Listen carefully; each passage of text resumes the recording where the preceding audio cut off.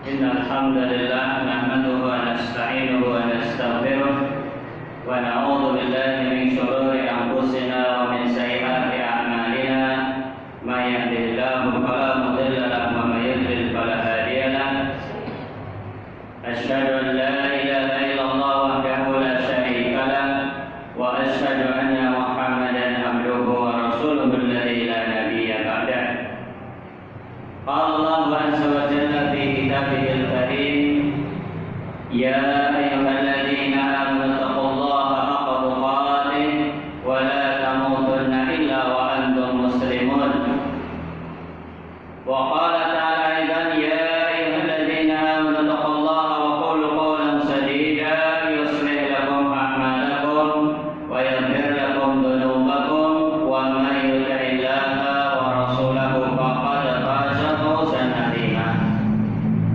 أما بعد فإن أصدق الحديث كتاب الله وخير الهدي هدي محمد صلى الله عليه وسلم وشر الأمور محدثاتها فإن كل محدثة بدعة. Kaum muslimin rahimani wa rahimakumullah, jamaah Masjid Al-Barkah yang saya doakan semoga senantiasa dimuliakan dan diberkahi oleh Allah Subhanahu wa taala. Pada malam hari ini judul pengajian kita adalah kezaliman, kegelapan pada hari kiamat. Ya, judulnya apa? Kezaliman adalah kegelapan pada hari kiamat. Judul ini kita ambil dari lafaz hadis yang akan kita bahas dari kitab Riyadhus Shalihin bab yang ke-26. Judul babnya dalam kitab ini ditulis Babu Tahrimil Zulmi wal Amru bi Raddil Madhalim. Ya, Babu Tahrimil Zulmi wal Amri bi Raddil Madhalim. Bab haramnya kezaliman dan perintah untuk mengembalikan hak-hak orang yang dizalimi. Hadis nomor 203 wa an Jabir radhiyallahu anhu, dari seorang sahabat yang mulia yang bernama Jabir bin Abdullah, semoga Allah taala meridhai beliau. Anna Rasulullah sallallahu alaihi wasallam qala, sesungguhnya Rasulullah sallallahu alaihi wasallam bersabda, ittaqul zulma, jauhilah oleh kalian perbuatan zalim. Fa inna zulma dzulumatun yaumal qiyamah, karena sesungguhnya perbuatan zalim itu adalah dzulumatun, kegelapan-kegelapan. Jadi lafaz hadisnya itu bentuknya jamak dzulumat, ya, artinya kegelapan-kegelapan. Kegelapan yang bertumpuk-tumpuk, kegelapan yang berlapis-lapis. Tidak menggunakan lafaz mufrad zulmatun. Kalau zulmatun mufrad itu artinya satu kegelapan. Tapi bunyi hadisnya itu zulumatun jamak, artinya adalah kegelapan yang banyak, kegelapan yang berlapis-lapis, bertumpuk-tumpuk, tidak hanya satu kegelapan.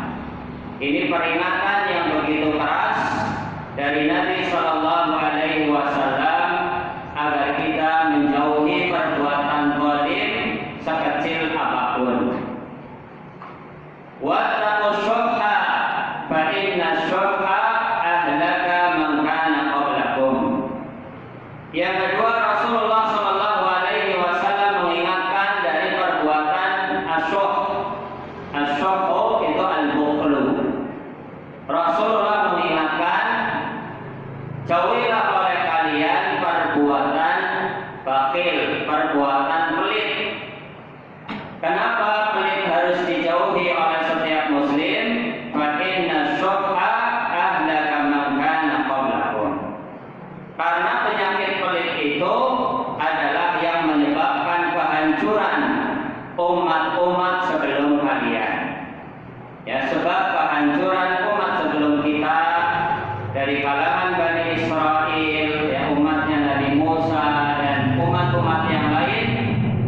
antara sebab kehancuran mereka adalah sifat pelit.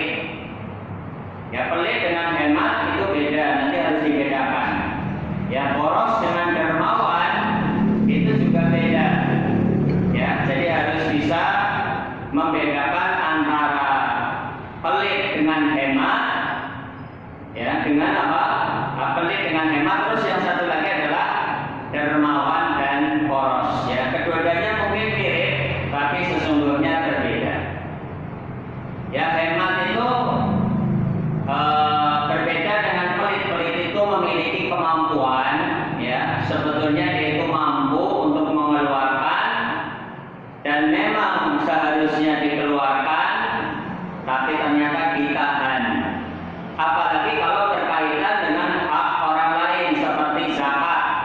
Ya, zakat itu adalah hak orang lain, kewajiban orang yang memiliki harta yang sudah mencapai nisab dan sudah mencapai haul harus dikeluarkan. Misalnya zakat mal itu 2,5%. Ya, tapi karena sifat syuh, ya, sifat bukal, sifat pelit, akhirnya dia tahan hak orang lain. Kalau hemat itu konotasinya positif, ya, konotasinya apa? Positif. Karena mungkin ada sebuah keperluan di masa datang yang itu dia harus berhemat, pengeluaran yang tidak perlu, ya, pengeluaran yang tidak perlu, atau dia itu katakanlah mengeluarkan harta sesuai dengan kebutuhan saja. Bedakan antara kebutuhan dengan keinginan. Kalau keinginan semua orang apa kepingin, ya, pingin sate, pingin gulai, kan. Tapi kalau lihat pandok misalnya, gaji misalnya sebulan cuma misalnya penghasilan sehari misalnya 50.000 lah. Kalau sebulan misalnya berarti berapa? 1.500.000. Ya harus berhemat, misalnya 50.000, anaknya banyak, ya, dia harus berhemat. Ya mungkin sesekali bisa lah, misalnya beli sate kambing atau gulai kambing. Tapi kalau setiap hari ya nanti apa? 5, belum tanggal 5 sudah koma, ya, alias apa? Bingung. Maka berhemat itu adalah mengeluarkan harta sesuai dengan keperluan, sesuai dengan kebutuhan, bukan sesuai dengan keinginan. Ya, kalau keinginan semua orang ya apa-apa kepengen, tapi butuh apa enggak?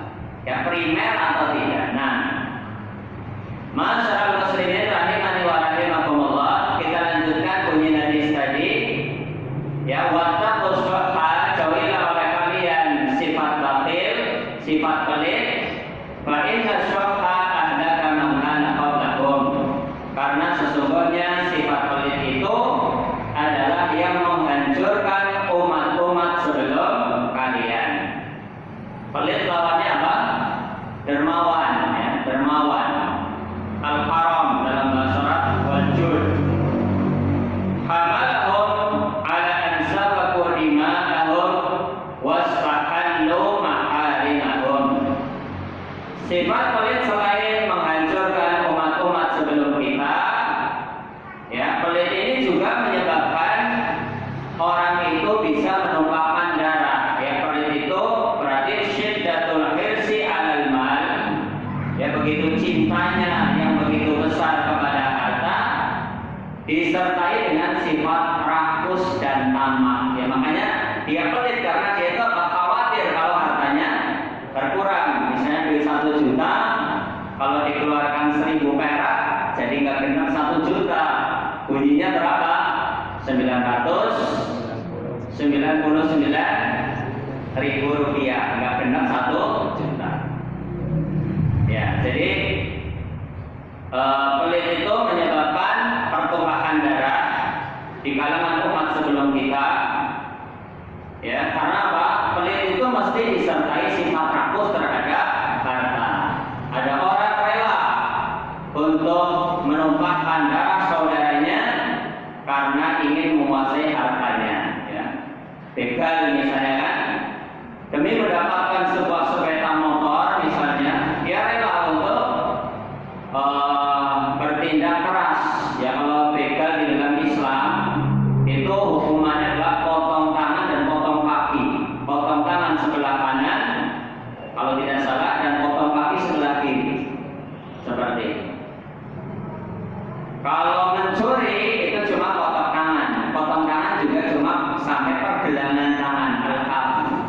bukan semuanya sampai lengan, bukan. Ya, cuma kan apa?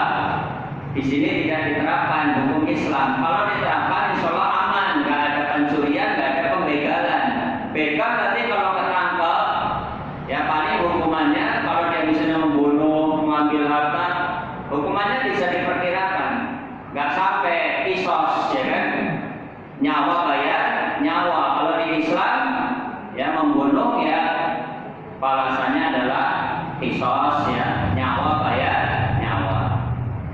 Tentunya setelah melalui proses peradilan, nggak langsung ditangkap kemudian apa dihukum gitu, enggak. Prosesnya panjang, ya ada prosesnya. Nah, dan itu betul-betul adil. Walakum bil qisasi hayatun. Dan untuk kalian, ya bagi kaum muslimin ada kehidupan dalam hukum qisas. Ya, sementara yang